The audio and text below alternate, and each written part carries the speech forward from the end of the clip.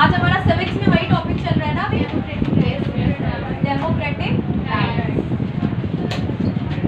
कितने राइट्स पढ़े थे अभी तक? दो राइट्स पढ़ लिए थे हमने। फर्स्ट राइट था हमारा राइट टू इक्वालिटी, सेकंड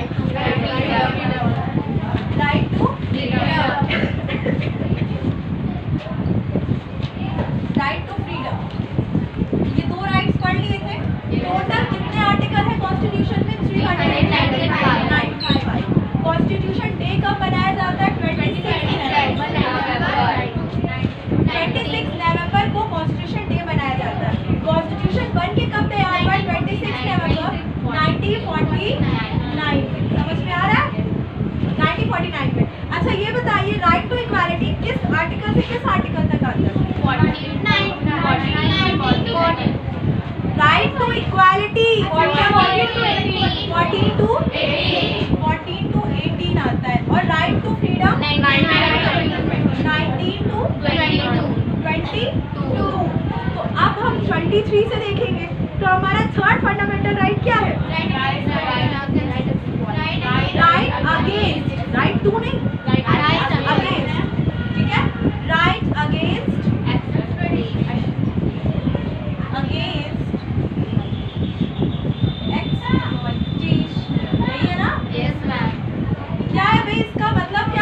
शोषण, यानी किसी के साथ कोई जोर जबरदस्ती करना एक्सप्लॉयटेशन है और हमें जोर जबरदस्ती नहीं करनी चाहिए।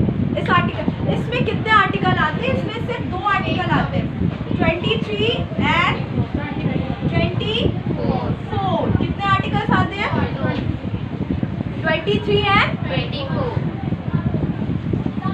24। राइट टू अगेंस्ट एक्सप्लॉयटेशन में हमने 23 में अगर मैं बात करती हूँ तो आपने कभी बंधुआ मजदूरी बॉन्डेड लेबर सुना है? एक सीरियल भी आता था इस पे बेस्ड, बहुत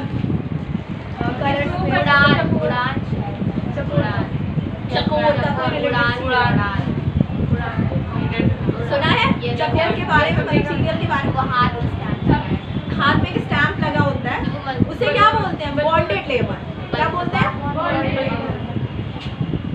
तो इसमें आता है 23 आर्टिकल कहता है हमारा कि बॉन्डेड लेबर रखना अगेन मतलब सही नहीं है, लीगल नहीं है। तो 23 आर्टिकल क्या कहता है कि अगर कोई भी इंसान बॉन्डेड लेबर रखता है तो वो लीगल नहीं माना जाएगा। और मैं अगर 24 में बात करूं तो जो 14 ईयर से कम एज के बच्चे होंगे, कितनी एज? 14 साल से कम एज के बच्चे होंगे, उनसे हम कोई भी फोर्सफुली वर्क नहीं करा सकते। बाल मजदूरी, चाइल्ड लेबर जिसे कहते हैं, सुना है? बॉन्डेड लेबर और चाइल्ड लेबर। 23 में बॉन्डेड लेबर रखना अगेंस्ट है, गलत है, लीगल नहीं है। 23 में बॉन्डेड लेबर रखना सही नहीं है। 24 में चाइल्ड लेबर हम नहीं करा सकते। चाइल्ड लेबर किस एज में? 14। चाइल्ड लेबर 14 एज क्या होनी चाहिए? 14 से कम, यानी अगर वो 12 साल का है, 10 साल का है तो हम उससे चाइल्ड लेबर नहीं करा सकते, ये लीगल नहीं है। किस आर्टिकल में? 24। आर्टिकल नंबर 23 क्या कहता है? बॉन्डेड लेबर नहीं कर सकते, यानी हम किसी से फोर्सफुली कोई वर्क जबरदस्ती नहीं करा सकते। तो ये है एक्सप्लॉयटेशन यानी शोषण में आता है। अब मैं बात करती हूँ हमारा जो चौथा फंडामेंटल राइट है वो कौन सा है? Right to freedom. क्या हुआ बताइए? चौथा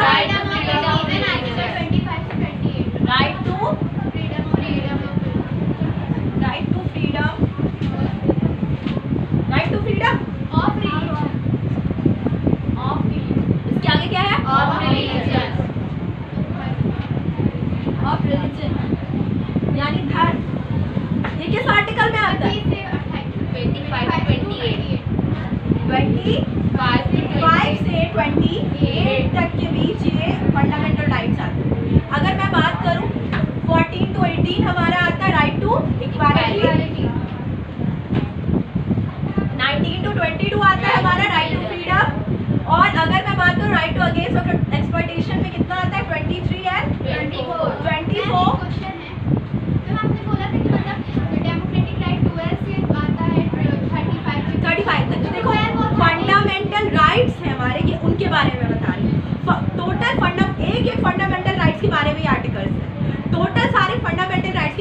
कैपेसिटी है वो 12th और उसमें आएगा, ठीक है, 12th और 13 में आएगा कि मतलब कहाँ क्या जा रहा है। इसमें तो एक एक के बारे में डिटेल में बताया, उसमें टोटली बताया जाता है, ठीक है। तो अगर मैं बात करती हूँ कि 23 एंड 24 किसमें आ रहा है,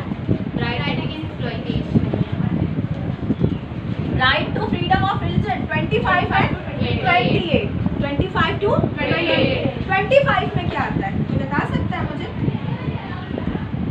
हम किसी भी धर्म में सरवाइव कर सकते हैं, हम पे कोई पाबंदी नहीं है, कोई फोर्स नहीं लगाएगा कि मैं किसी स्पेशल धर्म को अपनाऊं, यानी मुझ पे कोई जोर जबरदस्ती किसी धर्म को लेके नहीं कर सकता कि भाई आप हिंदू बन के रहो या आप मुस्लिम बन के रहो, आप बाद में भी अपना धर्म कन्वर्ट कर सकते हो, लेकिन कोई जबरदस्ती उस धर्म को कन्वर्ट नहीं करवा सकता। आपका दिल है, आप अपनी मर्जी से।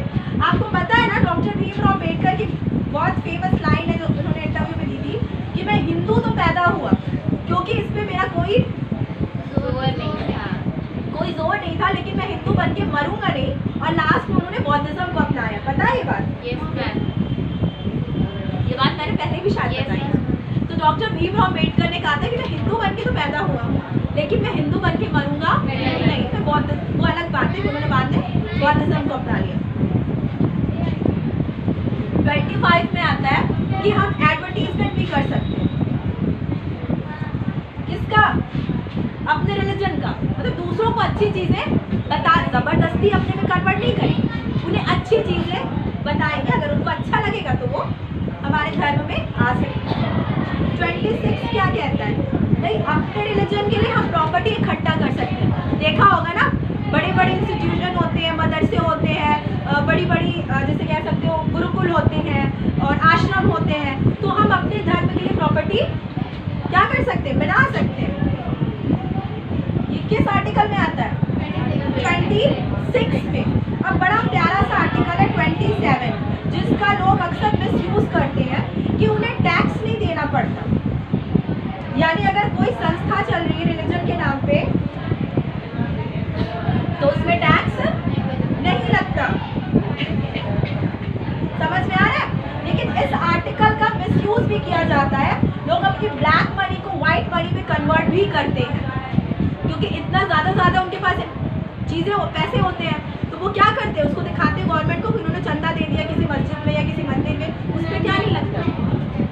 बर्थडे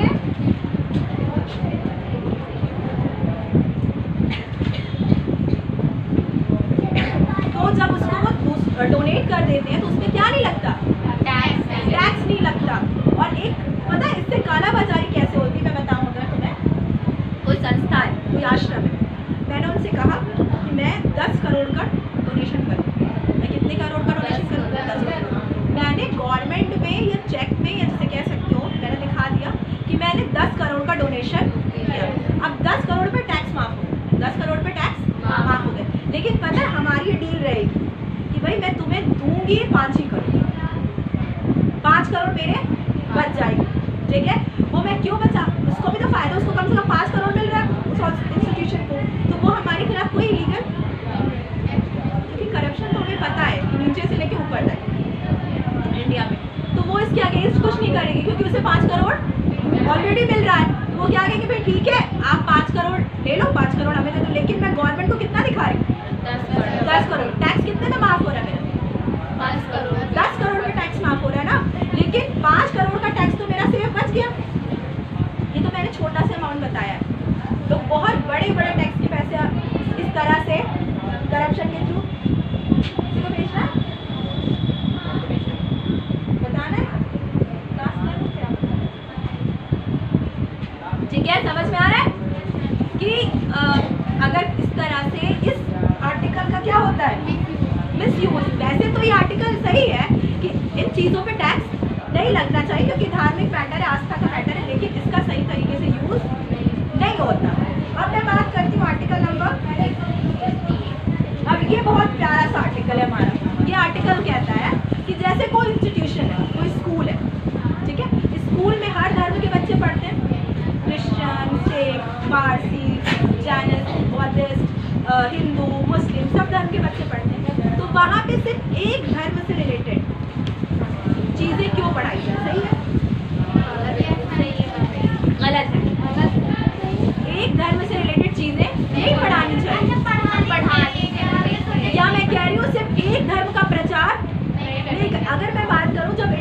पॉलिटिशियंस आए तो उन्होंने जब स्कूल खोले यहाँ पे, इंग्लिश मीडियम स्कूल यहाँ पे खोले गए, कॉन्वेंट स्कूल खोले गए, तो क्या सोच के साथ खोले गए कि बच्चों का माइंड वॉश ऐसे करना है, ऐसे माइंड वॉश कर देंगे उनका कि वो क्या बन जाए, क्रिश्चियन बन जाए। जो उस टाइम में फादर्स स्कूल में पढ़ाते थे वो क्या बताते थे, ज़्यादातर दूसरे धर्म को गलत और अपनी क्रिश्चियनिटी को वो सही बताते थे। इससे क्या होता था, उनकी ये सोच थी कि बच्चे क्या हो जाएंगे, क्रिश्चियनिटी में कन्वर्ट हो जाएंगे। तो ये सही नहीं है। तो 28 आर्टिकल क्या कहता है कि कोई भी इंस्टीट्यूशन को वहाँ पे जोर ज़बरदस्ती के थ्रू किसी एक रिलीजन को बढ़ावा नहीं दिया जा सकता। समझ में आया? यानी फोर्स नहीं कर सकते हैं रिलीजन से रिलेटेड चीज़ों को लेकर। ठीक है, समझ में आ रहा है? कितने आर्टिकल है? 25 से लेके 28 तक। अब इसके बाद फंडामेंटल राइट के बाद कौन सा फंडामेंटल राइट आता है? 5वां कल्चरल एंड एजुकेशनल।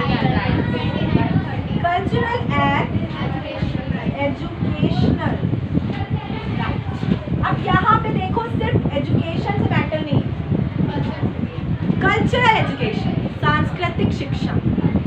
समझ में आया? जैसे अगर मैं बात करूं कि नॉन मुस्लिम की सांस्कृतिक शिक्षा अलग है, मुस्लिम्स की सांस्कृतिक शिक्षा अलग है। जैसे अगर मैं बेसिक बात करूं संस्कृत और अरबी, ठीक है, और इसी तरह सिखों की अलग है, पारसी की अलग है, बौद्धिस्ट की अलग है, क्रिश्चियनिटी में अलग है। तो ये उनकी कल्चरल एजुकेशन तो नॉर्मल सबके लिए इक्वल है। जो आर्टिकल 28 कह रहे हैं, आर्टिकल 28 जो किस में आ रहा है, राइट टू, सॉरी ये किस में आ रहा है, freedom of religion, right to freedom of religion में आ रहा है, जिसमें वो क्या कह रहा है कि कोई भी इंस्टीट्यूशन में जबरदस्ती नहीं हो सकती। अब यही हमारा फंडामेंटल राइट, 5वां फंडामेंटल राइट है, वो कह रहा है कल्चरल एजुकेशन जो राइट है हमारा, उसमें क्या बताया जा रहा है कि भाई सांस्कृतिक शिक्षा, कल्चरल एजुकेशन, उस पर आप काम कर सकते हैं। अब देखो यहाँ पे मैंने बताया ना कि हिंदू तो मेजॉरिटी में है, लेकिन क्रिश्चियन है, पारसी है, बौद्धिस्ट है, जैनिज्म है और मुस्लिम है, ईसाई, सिख, ये क्या है, माइनॉरिटी में आते हैं, मेजॉरिटी में नहीं आते। तो ये पूरा का पूरा जो फंडामेंटल राइट है किसके लिए, माइनॉरिटीज के लिए। ये फंडामेंटल राइट किसके लिए है, माइनॉरिटीज के लिए। तो इस फंडामेंटल राइट में क्या कहा गया है, इसमें कितने आर्टिकल आते हैं, इसमें सिर्फ और सिर्फ 2 आर्टिकल आते हैं। हमारा खत्म हुआ 28 में, हम पढ़ेंगे 29 और 30। सिर्फ कितने आर्टिकल, 2 आर्टिकल्स आते हैं। देखो यहाँ पे 29 आर्टिकल क्या बताता है, हमारा कॉन्स्टिट्यूशन बहुत अच्छा है। जितने प्यारे प्यारे आर्टिकल्स में फंडामेंटल राइट्स मिलेंगे तुम्हें समझ में आएगा कि हमें इंडिया में ही रहना चाहिए। बहुत अच्छा हमारा इंडिया, हमारा कॉन्स्टिट्यूशन बहुत अच्छा डिज़ाइन किया गया। ठीक है, तो 29 आर्टिकल क्या कहता है कि आप किसी भी धर्म के, किसी भी जाति के, किसी भी क्षेत्र के, आपको कोई इंस्टीट्यूशन एडमिशन देने से या आपको अपने इंस्टीट्यूट में लेने से मना नहीं कर सकते। इस बेस पे कि आप किसी जाति या धर्म से आते हो, उनका जो एग्ज़ाम है उस एग्ज़ाम को क्रैक करो, आप एडमिशन ले सकते हो, आप एडमिशन ले सकते हो। लेकिन आपको ये कहा जाए कि आप इस जाति से आते हो, आप इस धर्म से आते हो, इसलिए आप एडमिशन आप नहीं ले सकते, तो ये बिल्कुल लीगल नहीं है। ये हमारा आर्टिकल कौन कहता है, आर्टिकल 29 कहता है कि कोई भी, चाहे वो पारसी हो, चाहे वो क्रिश्चियन हो, चाहे वो बौद्धिस्ट हो, चाहे वो जैनिस्ट हो, वो एडमिशन ले सकता है किसी भी इंस्टीट्यूट में। उसकी जाति, उसकी भाषा, उसके धर्म, कि भाई कोई गुजराती है, उसे इलाहाबाद में एडमिशन किसी इंस्टीट्यूट ने नहीं दिया, तो क्यों नहीं दिया, क्योंकि वो क्या है, गुजराती, वो गुजराती बोलता है। तो ऐसा नहीं है, ये गलत है, इलीगल है। यही तो इक्वालिटी है। हमारा पूरा का पूरा फंडामेंटल राइट और पूरा का पूरा कॉन्स्टिट्यूशन किस पे बेस्ड है, इक्वालिटी पे तो बेस्ड है। तो यहाँ पे क्या कहा जा रहा है 29 में कि कोई भी इंस्टीट्यूशन आपको इसलिए नहीं मना कर सकता कि आप किसी अलग धर्म, देखो मैं फंडामेंटल राइट्स एक आर्टिकल इसलिए बहुत ध्यान से पढ़ा रही हूँ कि इन फ्यूचर तुम्हें कभी भी अगर कोई ऐसी सिचुएशन का सामना करना पड़े तो तुम्हारे दिमाग में ये चीज़ उतरी हो कि ये मेरा राइट है। अगर सामने वाला ये कर रहा है तो ये बिल्कुल क्या है, गलत है, इलीगल है। क्योंकि जैसी देश की स्थिति चल रही है, इन चीज़ों की बहुत ज़रूरत पड़ेगी आगे। ठीक, वैसे तो मुझे लगता है कि आपको अपने फंडामेंटल राइट्स तो ज़बान पर रटे होने ही चाहिए और एक एक आर्टिकल बात नहीं करें, लेकिन कम से कम जो फंडामेंटल राइट्स में हमारे आर्टिकल्स हैं उनको तो अच्छे से याद रखो, इसलिए मैं इसको टाइम ले रही हूँ। तो मैंने क्या कहा 29 पे किसी इंस्टीट्यूट में अगर तुम जाते हो और तुम्हें ये कहते भाई तुम यूपी वाले हो या तुम हिंदी बेल्ट के हो, तुम हिंदी बोलते हो इसलिए तुम्हें एडमिशन नहीं मिलेगा, या तुम अरबी में पढ़े हो या तुम उर्दू में पढ़े हो या तुम कश्मीरी हो या तुम गुजराती हो, तुम्हें इसलिए एडमिशन, या तुम हिंदू हो या तुम मुस्लिम हो इसलिए तुम्हें एडमिशन नहीं मिलेगा। तो ऐसा बिल्कुल गलत है, ऐसा सही नहीं। समझ में आया? तो यानी इसमें हम लिख सकते हैं कि हमें इंस्टीट्यूशन एडमिशन जो होगा वो हमारा रिलीजन बेस्ड नहीं होगा, नॉट टू रिलीजन बेस्ड, ठीक है, नॉट टू रिलीजन बेस्ड। देख एडमिशन रिलीजन बेस्ड नहीं होना चाहिए किसी भी इंस्टीट्यूट में, institution admission not to religion based, ठीक है। अब मैं आर्टिकल 30 पे आती हूँ। अब यहाँ पे आर्टिकल 29 और 30 को बहुत बारीकी से समझना, नहीं तो ये मिक्स हो जाता है। इसको लिख लो, जब तक मैं गर्म पानी ले लूँ गले की, तो ऐसे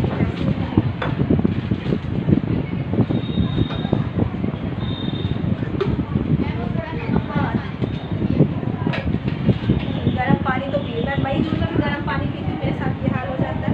अब दिसंबर में तो पीती, लेकिन फिर भी आइसक्रीम और कोल्ड ड्रिंक से बात नहीं है। मैं बात कर रही हूँ 30 आर्टिकल क्या कहता है हमारा। मैंने 29 बताया, उसी पे बेस्ड है 30, लेकिन यहाँ पे थोड़ा सा डिफरेंस है।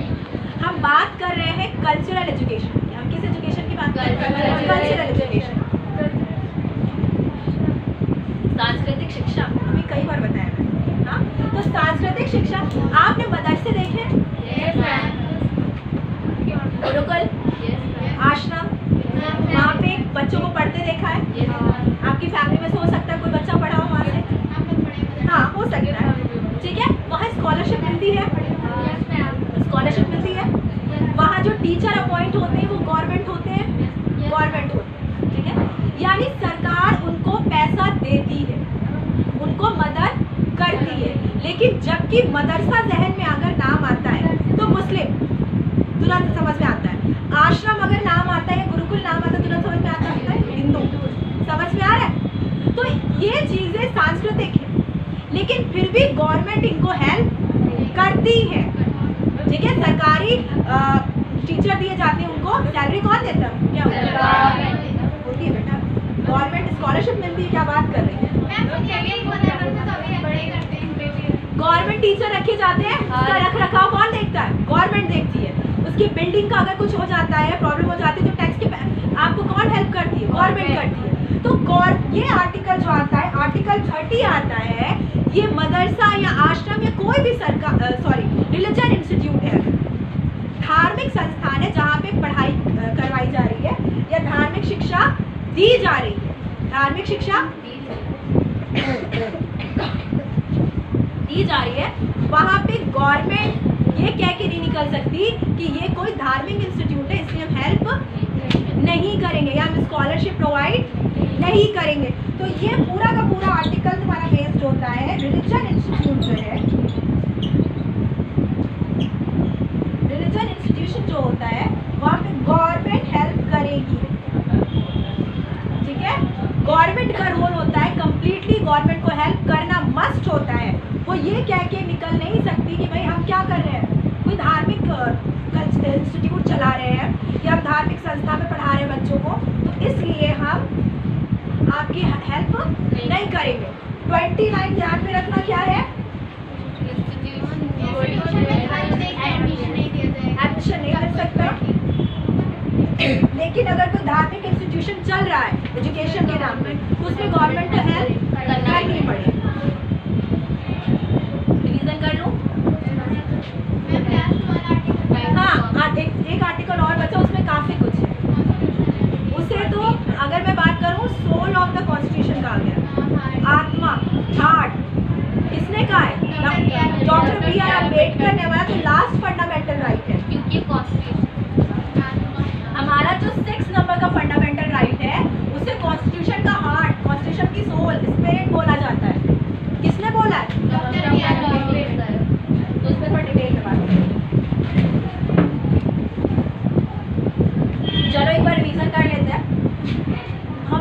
टोटल कितने फंडामेंटल राइट है? 6। टोटल फंडामेंटल राइट 6 है। जो 7वें नंबर का फंडामेंटल राइट है वो कब हटाया गया था? 1978 में। कौन सा करेक्शन? करेक्शन नंबर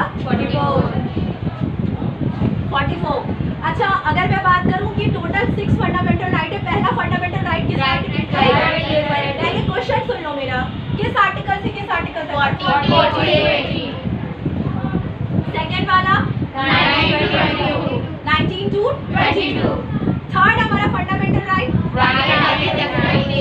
अब देखो 23 फंडामेंटल राइट क्या कहता है?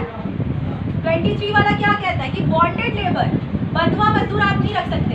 इसके बारे में मैं तुम्हें एक बात और बता दूं, 2014 में इंडिया के कैलाश सत्यार्थी को नोबेल प्राइज मिला था। वो बॉन्डेड लेबर के अगेंस्ट उन्होंने काम किया था कि भाई बॉन्डेड लेबर नहीं रखे जा सकते। क्या नाम था उनका? कैलाश सत्यार्थी। कैलाश सत्यार्थी नाम था इनका। और इन्हें 2014 में 2014 में नोबेल प्राइज मिला था। वो बॉन्डेड लेबर के अगेंस्ट उन्होंने काम किया था, यानी उन्होंने कहा था बंधुआ मजदूरी सही नहीं है। तो मैं बात कर रही हूँ कि आर्टिकल नंबर 20, जैसे किसी को खरीद लिया, किसी, वैसे तो इंसान का खरीदना या बेचना इलीगल है, लेकिन किसी को खरीद लिया और आप उसको फोर्सफुली काम कराए, क्योंकि आपने उसको क्या किया है? खरीदा है। तो ये पूरी तरह से क्या है? इलीगल है, गलत है। बॉन्डेड लेबर उसे क्या बोलते हैं? बॉन्डेड लेबर यानी बंधुआ मजदूर। बॉन्डेड लेबर, इसके अगेंस्ट किसने काम किया था? कैलाश सत्यार्थी, जिन्हें 2014 में यानी 2014 में नोबेल प्राइज मिला था। हमारा चौथा 24 में भूल गए। 24 क्या कहता है कि 14 एज से कम एज के बच्चों को यानी चाइल्ड जो लेबर करवाया जाता है वो गलत है। हमारा आर्टिकल फंडामेंटल राइट 4 क्या कहता है? Right to freedom of religion. ये बहुत प्यारा हमारा फंडामेंटल राइट है, जिसमें ये बताया गया है कि इक्वालिटी में भी क्या है? इक्वालिटी, समानता तो है, लेकिन यहाँ पे अपने अपने धर्म को मनाने की आज़ादी भी है। यहाँ पे ये नहीं बोला जाता कि आप एक समान हो तो आप एक ही धर्म को मनाओ। तो यहाँ पे मैं बात कर रही हूँ, हमारा जो चौथा फंडामेंटल राइट है वो आता है 25 to 28। 25 आर्टिकल क्या कहता है हमारा? कि हम एडवर्टाइज कर सकते हैं, एडवर्टीजमेंट कर सकते हैं अपने धर्म का। 26 क्या कहता है? प्रॉपर्टी इकट्ठा कर सकते हैं। 27 कहता है टैक्स नहीं लगेगा इसमें।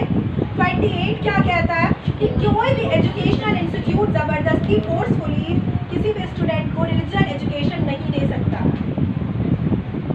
अब मैं बात करती हूँ हमारा फंडामेंटल राइट 5 क्या है? Cultural right. तो यहाँ पे क्या बताया गया है? 29 और 30। अब 29 क्या कह रहा है?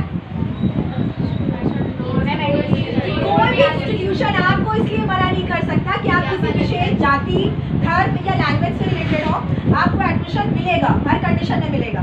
लेकिन आपको इसलिए एडमिशन नहीं दिया जा सकता कि आप किसी धर्म या किसी जाति से हो तो भाई आपको एडमिशन नहीं मिलेगा, क्योंकि आप कोई धर्म से हो, आपको ये भाषा आती है, आपको ये आप यहाँ के लिए, उसलिए एडमिशन आपको नहीं देंगे। तो ये गलत है। ये आर्टिकल कहाँ पे? 29। तो आर्टिकल 29 में बहुत प्यारा सा आर्टिकल है हमारा, जिसमें कहा गया है कि अगर आपके साथ ऐसा होता है तो बिल्कुल गलत है, इलीगल है, आपको एडमिशन मिलना चाहिए। आप कोई भी लैंग्वेज जानते हो या आप कोई भी जाति या किसी भी एरिया से आते हो। मैं बात कर रही हूँ आर्टिकल नंबर 30, जिसमें कहा गया कि जो कल्चरल एजुकेशनल इंस्टीट्यूट होंगे उनको गवर्नमेंट हेल्प करेगी, यानी अनुदान देगी, उनको पैसे देगी। ये नहीं कह सकती कि कोई भी रिलीजन के आप हो इसलिए आपको हेल्प। समझ में आ गया? तो ये 5 फंडामेंटल राइट क्लियर समझ में आ गया। छठा फंडामेंटल राइट जिसे क्या कहा है? Right to constitution. हमारे 6 नंबर का फंडामेंटल राइट है उसे क्या कहा है? फंडामेंटल राइट नंबर 6 जो है उसे हार्ट ऑफ द कॉन्स्टिट्यूशन और the soul of the constitution, आत्मा और दिल दोनों का है। किसने? भीमराव अम्बेडकर। कौन से फंडामेंटल राइट? इसमें हम मेन रोल देखेंगे सुप्रीम कोर्ट का। इस फंडामेंटल राइट में सुप्रीम कोर्ट का बहुत बड़ा रोल रहेगा। जब मैं बता के ख़त्म करेंगे। कल बताइए। इसमें कुछ है नहीं क्या वैसे? है तो बहुत डिटेल में, इसमें बहुत कुछ है, इसके 5 कल बताइएगा। लेकिन वैसे नॉर्मली हाँ, क्योंकि काफ़ी टाइम भी हो गया।